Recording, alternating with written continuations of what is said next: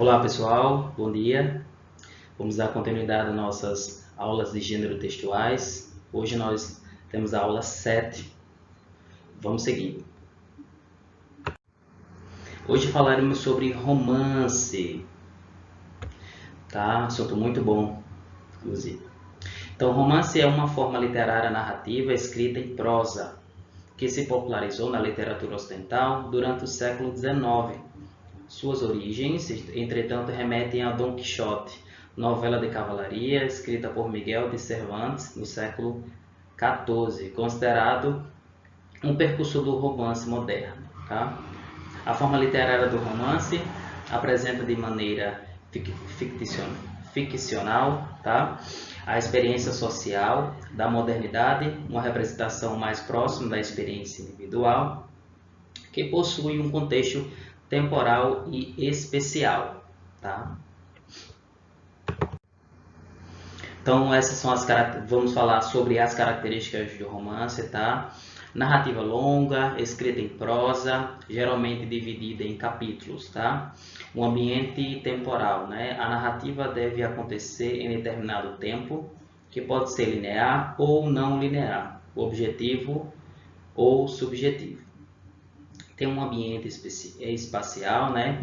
Além do tempo, o romance é ambiente em determinado espaço onde as ações acontecem.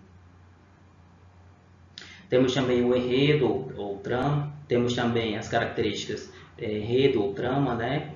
O romance conta uma história que é representada a partir de um encadeamento, de eventos, né? Que é o enredo. Muitas vezes a história contada não é o principal componente do romance, mas sim a maneira como essa história é contada.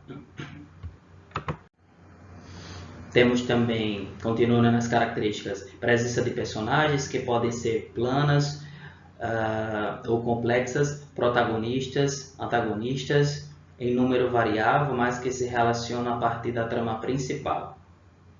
O gênero é em constante mutação, né? Também temos como característica, o romance não é uma forma acabada, mas está continuamente se transformando, assim como a humanidade, né? É um gênero aberto aos mais variados experimentalismos, buscando novas formas de adaptação e atenção do leitor. Características claras, bastante importantes. Então, nesse momento falaremos sobre os tipos e os exemplos dos romances, tá? Alguns que eu listei aqui, né? Também tem o romance histórico, é aquele que as ações são ambientadas em um dado período ou evento histórico, tá?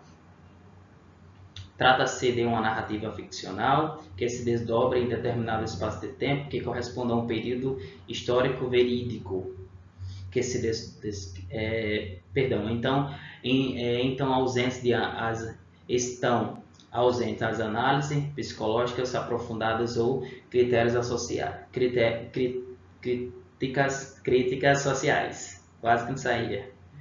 Temos os exemplos, né?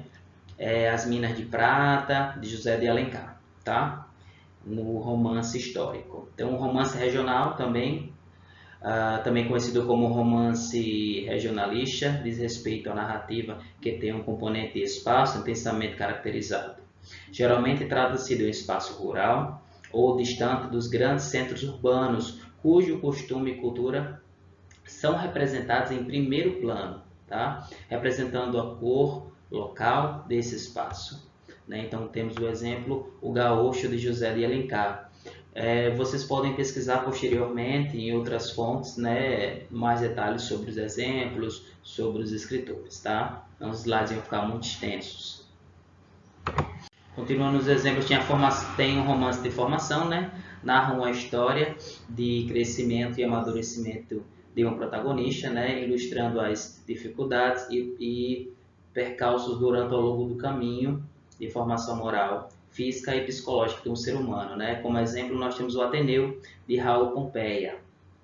Tá? Temos também romance de ação, tá? Possui uma trama complexa e a história é centrada nos desdobramentos da ação do protagonista.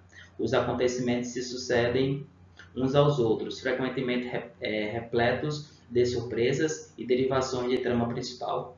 Um evento comum pode ter uma consequência inesperada, levando à consequência extraordinária de ações, geralmente superadas pelo protagonista, que é o herói, né? Com astúcia, inteligente, força, entre outras características, tá?